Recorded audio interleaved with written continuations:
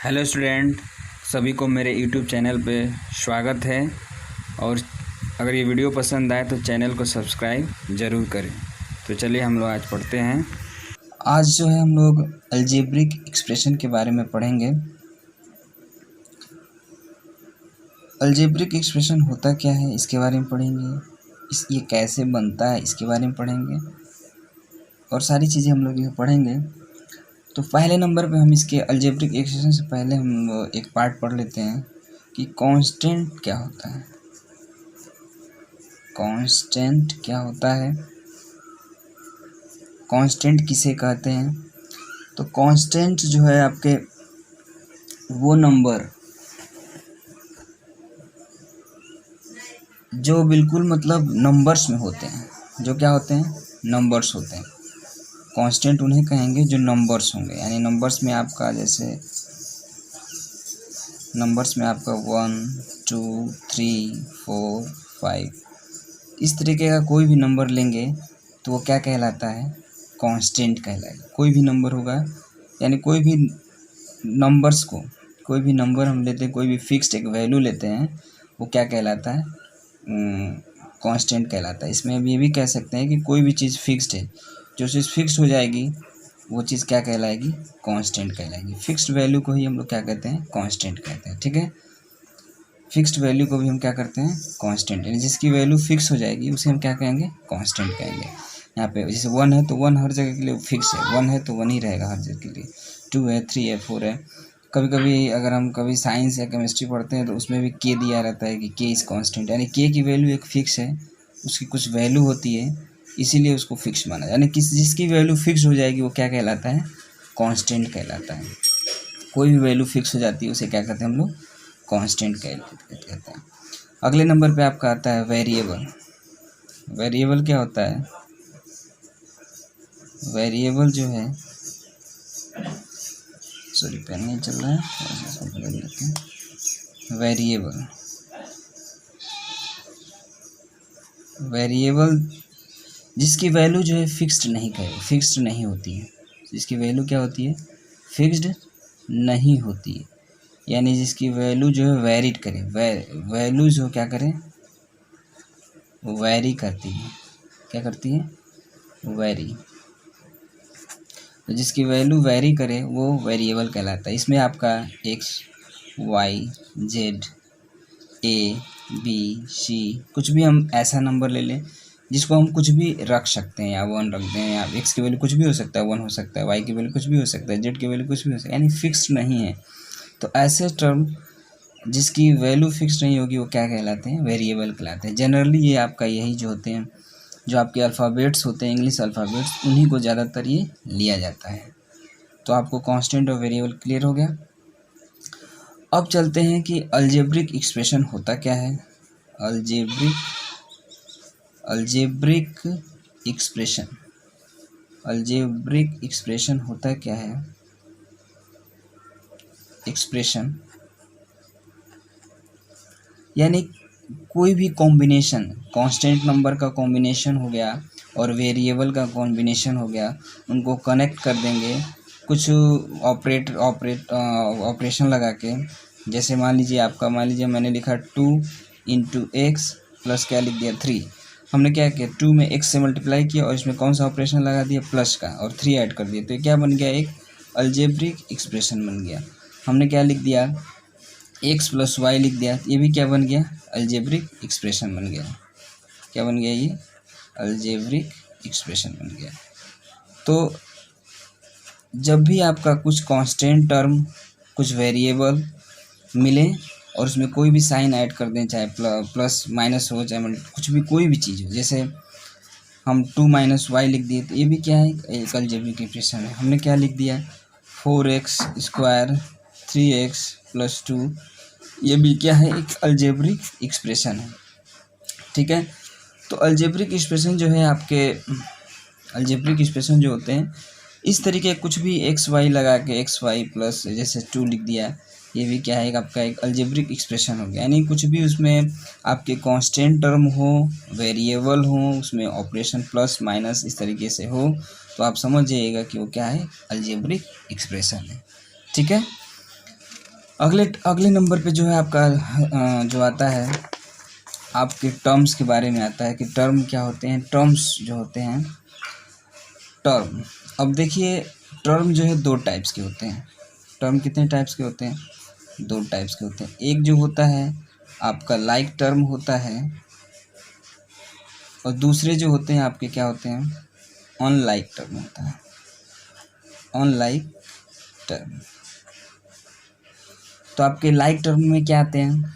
Like term में जिसकी मतलब कह सकते हैं कि जिसकी सारी वैल्यूज़ क्या हों, उस बिल्कुल मतलब उसके पावर और उसमें जो उसके एक जैसे हैं। जैसे मान लीजिए हमने लिखा है यहाँ 2x² और हमने यहाँ लिख दिया 3x², यहाँ लिख दिया, तो ये दोनों क्या है? लाइक हैं। ये दोनों क्या है? लाइक है। हमने लिख दिया 4xy, यहाँ लिख दिया 2xy, ये दोनों क्या है? लाइक टर्म है। क्या है? लाइक। हमने लिख दिया 3y², 4y², ये दोनों क्या है? लाइक है। मतलब नंबर सेम ना हो, बस ये जो हमारा वेरिएबल उसके साथ लगा है, अगर वो बिल्कुल ये जैसे यहाँ xy है तो यहाँ भी xy, यहाँ x², यहाँ x², यहाँ y² है तो यहाँ y², इस तरीके का जब भी होगा उसके साथ नंबर नहीं देखना है कि हमारा नंबर 3 है 4 है, कुछ भी नंबर हो सकता है, उससे कोई मतलब नहीं है। अनलाइक की बात करते हैं, जैसे मान लीजिए हमने लिख दिया 2x और ये 3y, ये दोनों क्या हो गए? अनलाइक हो गए। क्या हो गए? Unlike term. बात समझ में आया? हमने यहाँ लिख दिया 2x², यहाँ लिख दिया हमने 3x, ये भी क्या है? अनलाइक है। अब ये मत देखिए कि दोनों जगह x है, x तो दोनों जगह है, लेकिन यहाँ पे पावर क्या है? 2 है और यहाँ पे पावर 1 है, तो इसीलिए क्या है? ये अनलाइक है। लाइक के लिए सब कुछ सेम होना चाहिए, उसका पावर, उसके वेरिएबल सब कुछ बराबर होना चाहिए। हमने यहाँ लिख दिया 3xy और यहाँ लिख दिया हमने 2x, ये भी क्या है? अनलाइक है। क्या है? अनलाइक है।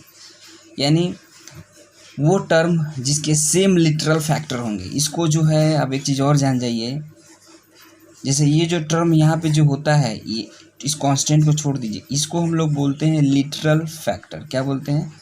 Literal factor. लिटरल फैक्टर यानी जिसका लिटरल फैक्टर क्या होगा? सेम होगा। सेम होगा वो लाइक फ्रैक्शन कहलाएगा। क्या कहलाएगा? लाइक फ्रैक्शन कहलाएगा। और जिसका लिटरल फैक्टर डिफरेंट होगा, यानी जिसका मान लीजिए यहाँ पे जैसे 2x² है और यहाँ पे क्या है? 3xy है। अब यहाँ पे लिटरल फैक्टर देखिए, यही आपका लिटरल फैक्टर है। लिटरल फैक्टर, तो ये दोनों जगह क्या है? यहाँ पे लिटरल फैक्टर जो क्या है? डिफरेंट है। डिफरेंट है ना, इसीलिए क्या है? ये अनलाइक है। क्या है? ये अनलाइक है। तो ये भी आप जान जाइए कि इसको हम लोग लिटरल फैक्टर कहते हैं। जो भी इस कांस्टेंट टर्म के साथ, ये कांस्टेंट टर्म है आपका, इस कांस्टेंट टर्म के साथ जो भी टर्म जुड़ा रहेगा उसके बगल में, उसको हम क्या कहते हैं? लिटरल फैक्टर कहते हैं। यानी अगर लिटरल फैक्टर सेम होगा तो वो लाइक फ्रैक्शन कहलाएंगे, अगर लिटरल फैक्टर डिफरेंट होगा तो वो अनलाइक फ्रैक्शन कहलाएंगे। ठीक है, बात समझ में आया? इसके बाद आता है एक वर्ड कोफिशिएंट। एक वर्ड क्या आता है? कोफिशिएंट। क्या आता है? कोफिशिएंट आता है।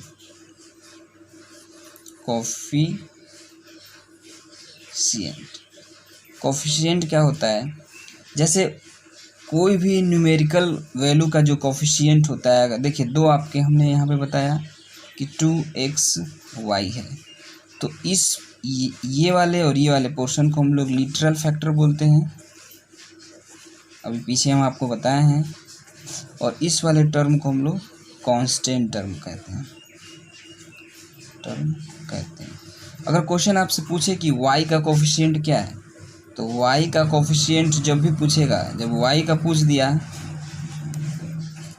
तो y का कोफिशिएंट क्या हो जाएगा? y को छोड़ दिए, बाकी जो उसके साथ लिखा है वो नंबर लिख दीजिए, 2xy हो गया। ठीक, पूछ दिया x का कोफिशिएंट, तो क्या हो जाएगा आपका? 2y हो जाएगा। पूछ देगा कि xy का कोफिशिएंट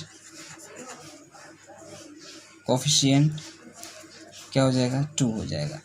अगर पूछ देता है कि 2 का कोफिशिएंट बताइए, कोफिशिएंट, तो क्या हो जाएगा? यहाँ पे xy हो जाएगा।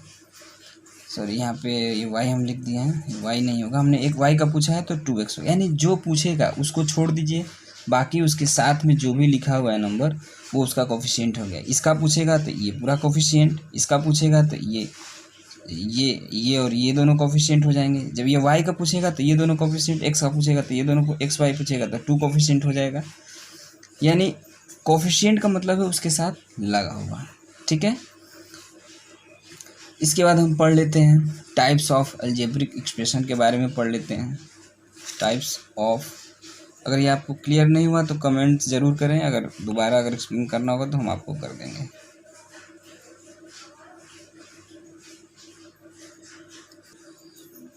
इसके बाद देखिए types of algebraic expression, types of algebraic expression के बारे में पहला देखिए आता है आपका मोनोमियल्स। क्या आता है? मोनोमियल्स। मोनोमियल्स में क्या होता है, जिस एक्सप्रेशन में है केवल वन टर्म होगा, कितने होंगे टर्म? वन टर्म होगा, उसे हम क्या कहेंगे? मोनोमियल्स कहेंगे। जैसे आपका जैसे लिख दिया 3xy, एक है, एक ही टर्म ये बच रहेगा तो मोनोमियल है। ये लिखा है 2x, क्या है? मोनोमियल है। ये इसके क्या है?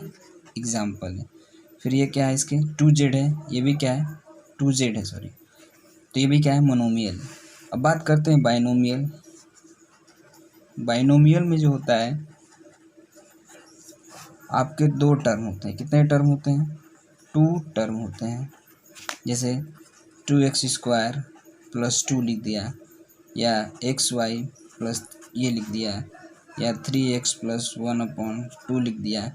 तो इस तरीके का जो भी आएगा, एक दो, इसमें 2 टर्म है, इसमें भी 2 टर्म है, इसमें भी 2 टर्म है, तो उसे बाइनोमियल कहते हैं। अगला आता है ट्राइनोमियल। ट्राइनोमियल, ट्राइनोमियल जिसमें क्या होते हैं आपके 3 टर्म होते हैं। कितने टर्म होते हैं? 3 टर्म होंगे। जैसे आपका लिख दिया 3x प्लस 2y प्लस 4, और आपका लिख दिया जैसे 4 माइनस x प्लस वाई, तो इसमें 1 2 3, इसमें 1 2 3, इस तरीके का जो भी टर्म आएगा वो क्या कहलाएगा? ट्राइनोमियल कहलाएगा। और एक लास्ट आता है मल्टीनोमियल। तो मल्टीनोमियल क्या होता है? नोमियल, तो मल्टीनोमियल जो होता है, जैसे 2 से अधिक जो इसमें टर्म होते हैं, यानी 2 या मोर देन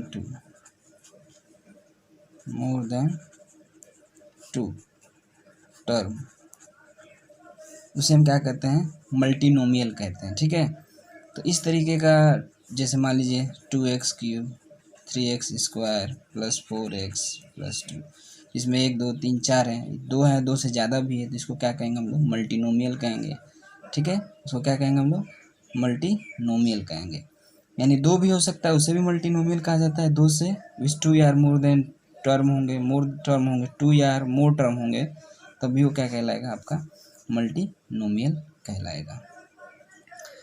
तो मैं आशा करता हूँ कि आपको ये वीडियो पसंद आएगी। अगर पसंद आएगी तो लाइक्स और कमेंट ज़रूर करें, चैनल को सब्सक्राइब भी करें, ताकि आपको आने वाली वीडियो सबसे पहले मिले। बस आज के लिए इतना ही, धन्यवाद।